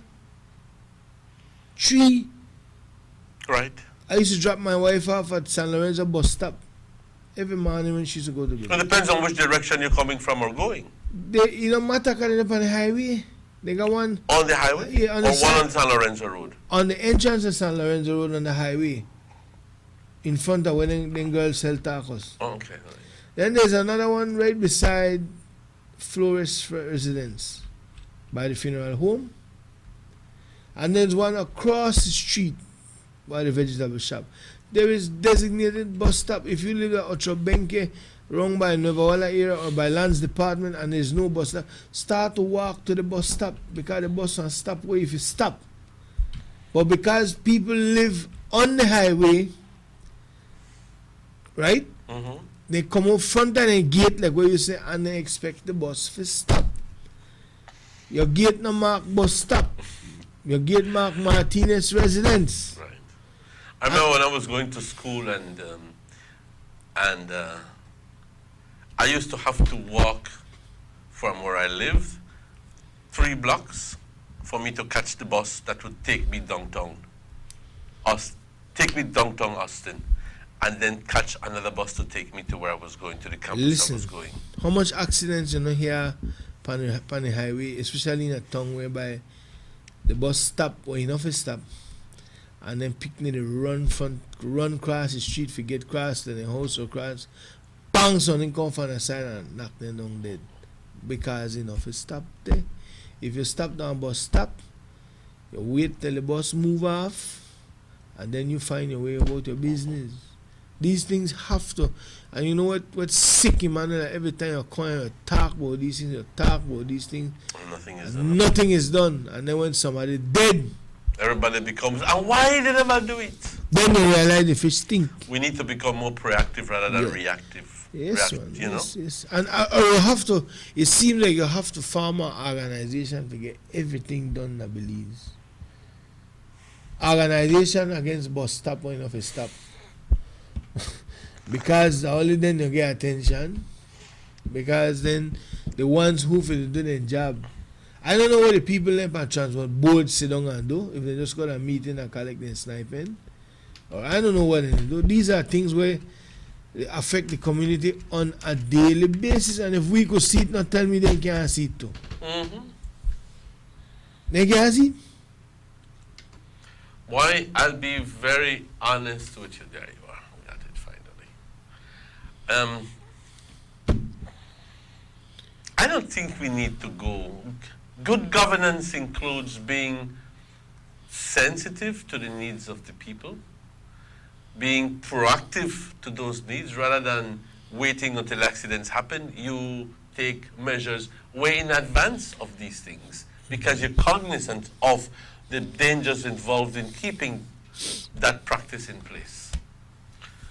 But unfortunately, politics gets into the middle of every single thing. I'll tell you. No pressure he that one for we people. Mm-hmm. No pop, no licking too hard can hinder for we. If you licking too He's hard, supposed it's to. fun. He's supposed to. And then one go that anyway, he give you a libus or two. And that's what happens. But if you should just pay them for the service and make them realize that when they come to you, they have to do the right thing, everything is good, you know. Yeah. How much do they charge? 300 hold I want 2 bus. Mm-hmm. When they do stupidness, you come. You owe you no favor. I don't owe you anything. I don't pay you And already. I can go to another bus if you want. Yeah. But because politicians love to get the easy way out, yeah, man, don't worry when I get there, I remember you. Boy, somebody give me a ticket and then this Texas was standing up to, and there was much time to try to stop standees and stop standees and stop standees, and standees still continue to get up on the bus. I can understand that people want to get home, but you're not correct, man. You're not correct. I don't know how you see it. No, it's not right. I agree with you. It's definitely not right. It's definitely. I'm here in this webpage and I'm trying to see if perhaps I can come up with some sort of idea as to what happened. What happened to the financial report? They got that on a Facebook page. Sugar City Man Show, hello? Morning, Dylan. Yes. I got a little concern. Yeah, man, go ahead. You don't see it, but the town, they got one lot of taxi man without license plate. Man, we already had that for about 3 weeks ago now. They What's just, wrong with that now? well, me I go answer that, boss. That a lawful. Mm-hmm. And you know what happened? You got a lot of taxi man where the driver can't talk English. Tell you, yeah. And we talk about security and this, and I mean, yeah, the truck for taxi man. We just, one vehicle without license plate, that's why I said, because if Emmanuel go missing, you here, you get in a Bronco Mark taxi. But sir, have you asked any of these drivers why they don't have? Is it because the town council or the traffic management doesn't have any? Is that the reason? No idea. I don't have nothing, but I think the town council should look into it and the transport as well. I mean, because if one regular vehicle go without license or anything, they want ticket.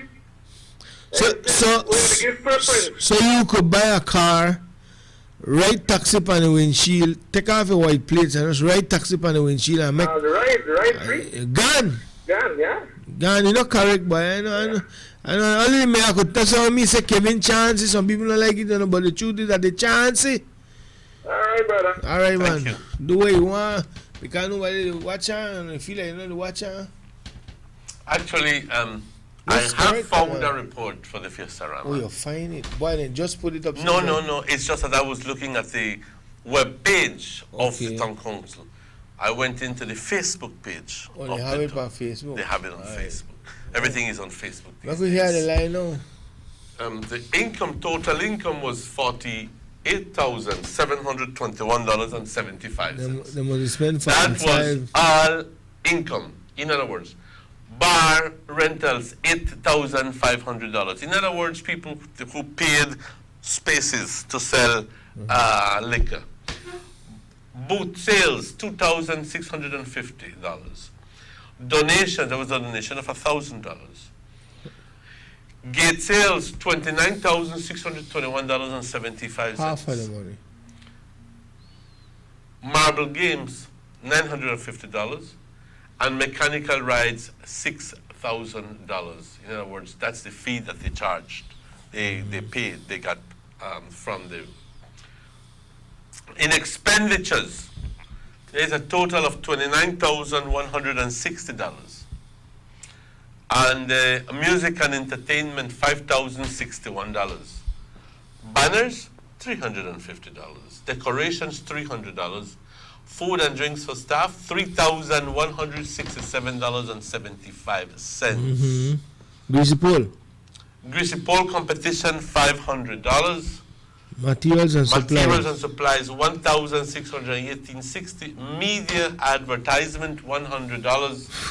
Miscellaneous, $236. Surprisingly low. Police, $4,624. rental of equipment, $543.50. rental of people's stadium, $1,000. sports, $1,355. Now sports, you wonder what is that? I don't know. Is it payment for teams to compete? Or feed them? I don't really know. Salaries and stipends, $6,750. Response. So between the salaries and the stipends and the food and drinks for staff, you have $10,000 approximately. Mm-hmm. You see? Yeah. Wristbands. Wristbands, $1,146.50. And stage repairs, $2,407, bringing a total of $29,160 in expenses and a total profit of $19,561.75. At least this year, they made almost $20,000 profit versus last year, and they made only about $3,000 or $4,000, something like that, if I'm not mistaken. Well, I don't know if it was a typo error, but last year they made a hustle because this year they only got here, you know, because last year when they tell them they spend how much per band, if I could be correct, about closer to $20,000 per band. This year they only spend $5,000 per band, $61 per band. maybe they don't need to step up the area advertisement because they're not giving you no commercial. I don't know why people spend $100 in advertisement, you know. Well, I'll be honest with you. This isn't bad. No. This is You bad. are call a spade a spade. This is not bad. And I still think they could do a little better because in the area of. But to put it in perspective, like Immaculata Fair makes equal. Christmas Fair makes the same amount of money. Yeah. So they land. So, mind you, you might say that, yeah, like Immaculata gets everything free. But But you I'm see, just throwing that. notice something, Emmanuel, that donations gone down to $1,000. Could this be that the people who used to donate to the fair, But versus, do you have the figure for last year? not quite, but they know they used to get more donations. Are you sure of that? Yes, man. Okay. They used to get more, but people are losing trust in this council because of the same reason that you can't, excuse me, common sense could tell you when time people they do the right thing and not do the right thing until you know what they want. Food and drinks for staff, $3,167.75. And salaries and stipends, $6,750. That seems inordinately high. You know, just between the Honestly. police and the salary, they got nearly 11,000. And if you add on the foods and drinks, it comes up almost to 15,000. You must say they feed them by steak 3 times a day. Police high though, police high. And I think that figure I real, I don't think they tell lie by the police guy. But not bad. Yeah. It said the London are the really people you should blame for standing. You know that the bus driver and the conductor because they know the bus full, but because that is hustling for them and they do it. That your part of the story. I can't tell you if they do that. So I know I tell you. But it's highly probable. Not only possible, but highly probable that that's the situation. Okay, check this out now. Somebody say, I doubt CTV charging for advertisement, right? And they have wristbands, $1,146.50. And I've been told here, now, you ready for this, Emmanuel? Mm-hmm. And the wristbands had the same old bands from 2015, last year. The wristband them Mark 2015. Are you kidding me? I tell you, the Marianne is serious, you know. The same wristband from 2015. Hold up. All right. I got There's the same wristbands from 2015. Are you saying that categorically that all the wristbands were from 2015? Or some of them may have been? Because I'm just being the devil's advocate here. Because it could be that little bit left over from last year, they sold it, but then they still had to spend. Hello, I'm just being practical. And maybe that person was the one who received it. Before I go into judge, I will always try to weigh all of these possibilities. They say, they shoot me a page when they Snapchat on Facebook. They say, wow, FaceTime was hype. Maybe a part of the profits can be used to repair the traffic lights since none of the balls in the work. Then it says, wristbands don't sound too correct as the wristband that was given as 2015 bands from last year, and salary sniping don't sound too correct, but you all know what you're doing. Kudos. Now this our snapshot, and I don't want to call the people their name, but when I show you, then you know who the post there, and then the same PUP people the post there. I think you know, Papa. You understand? Mm-hmm. So somewhere in the crooks and the holes and the cracks and the something have to slip now, Papa. Respond of 2015. That make I laugh. That make my day. I don't know. I don't know what. Thanks to say for the there. info. I put thanks for the info. I don't know what to say there. You don't know, and see, the person. Let me tell you how I'm you the go. kind of person who will just not very simply react and believe completely. Okay, well check this out. Maybe if I show exactly, hold on. I can't. Okay, let me show you how it play out then. They sent it for me on a message, right? You see? And furthermore, they snapshot a page of Facebook and sent it for me, showing where people was discussing the wristband. Oh, are you kidding? Can you share some of those comments? That's what I did just now. Okay. The comments that I read that says, wow, Facerama was hype. Maybe a part of the profits can be used to repair traffic lights since not all the bulbs are working. Then somebody said, wristbands don't sound correct as the wristbands that was given away 2015 bands from last year and the salary sniping don't sound too correct, but you all know what you're doing. This is off the Facebook page. Oh, okay. This is not a Texas. Okay, all right, I understand. It's to show you that because we're not really paying no mind, this slip past you, but you don't slip past other people. So, 2015 wristband costs how much again? $1,146.50.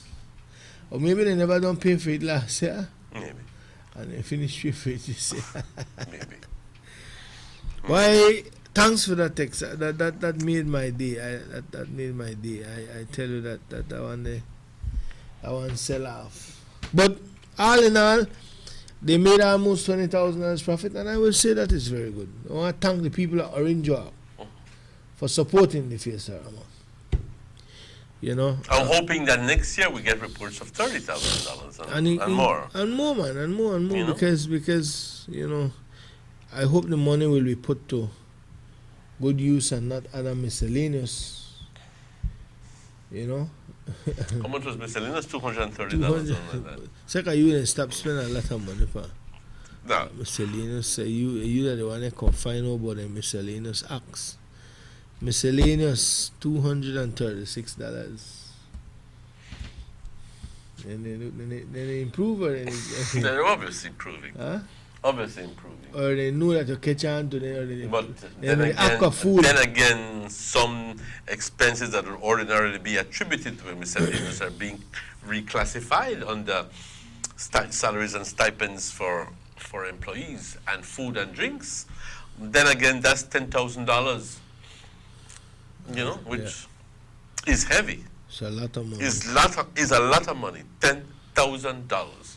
Food and drinks for employees. $10,000.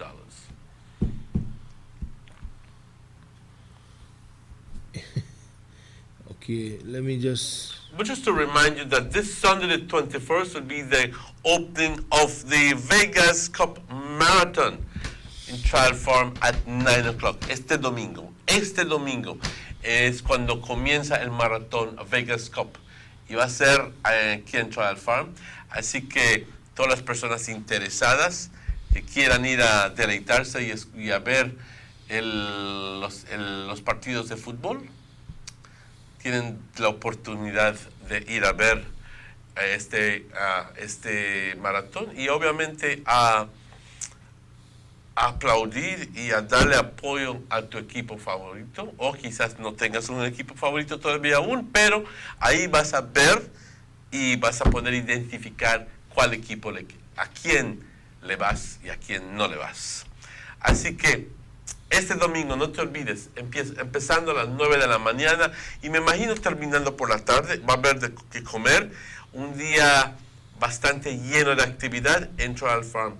El comienzo de lo que es el Vegas Cup Tournament Marathon aquí en Trial Farm empezando a las 9 de la mañana. No te olvides. This Sunday. This Sunday, yes. Big football action. Okay, with that, Emmanuel, I think we could leave now, no? Yes. We could leave now. We need to get out of Dodge before, but let's read this text here. They said they're not talking about traffic. Something should be done about the vehicles that park in front of the Friendship where they sell chicken. It's a hazard when you coming out from the lane. From Bethel's Lane. Popular Bakery, and you can't see nothing, especially when trucks they discharge there. That's a good point, Carl. That's a good point. It has happened to me a number of times and especially when you want to cross into and go south into Queen Victoria. If you're going down up to Courts, it's not bad because you could sneak in. But when you walk across and then you're middle of the road and all of a sudden you have this big truck in front of coming down full speed on the boulevard. Good point. Dylan, we want to inform the general public that the Orange Walk United Football Club will be playing a friendly match against Belize FC at the Louisiana Field tonight at 7:30. And we will be playing our first official match on Sunday afternoon against BDF FC at the People's Stadium.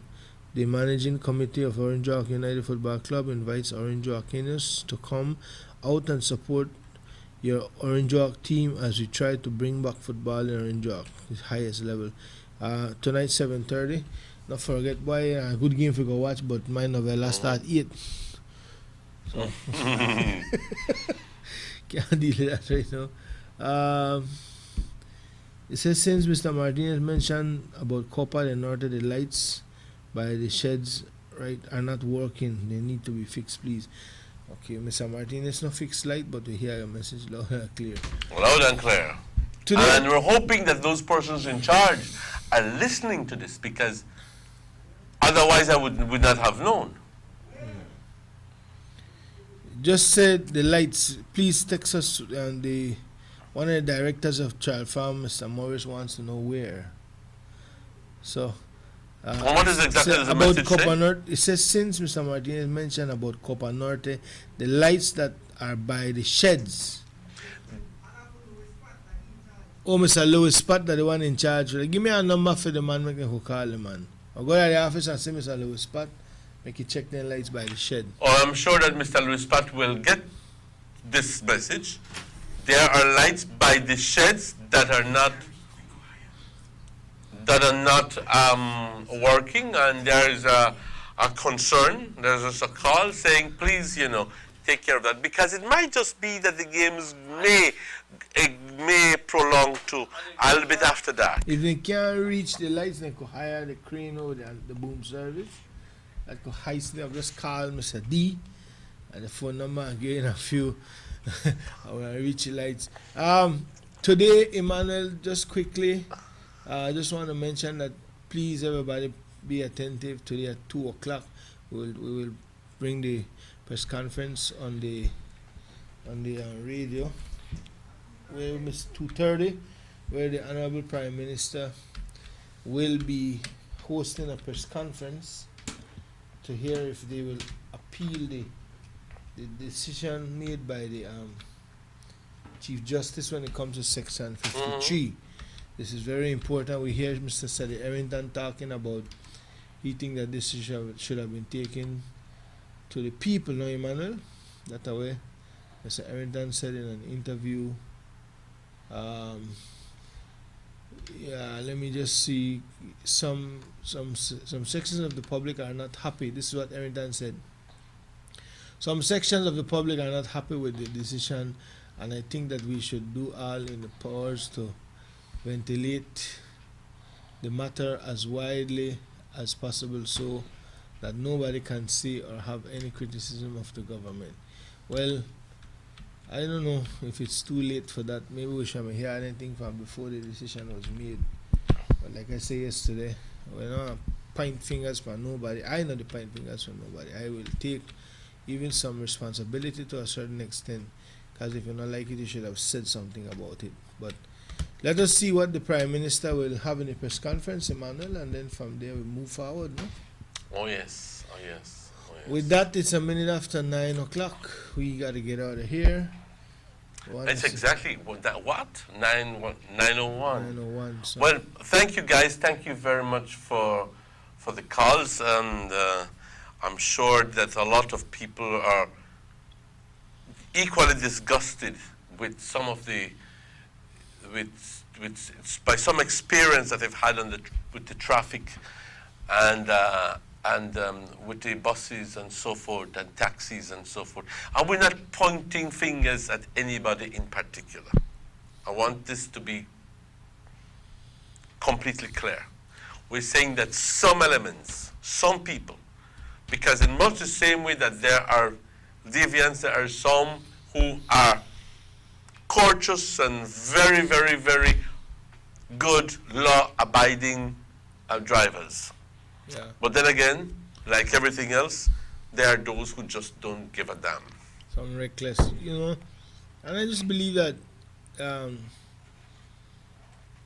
you need to tighten up on the laws, you know. That's all I gotta say for now. For Morris Common Cameras, Raheem Wagner and Control, our director, Mr. Robert Checky Usher. My name is Dylan Jones. And my name is Emmanuel. Take care. See you back here tomorrow, and remember, Usain Bolt will run tomorrow. Thank you. So long. Olympics, here we go.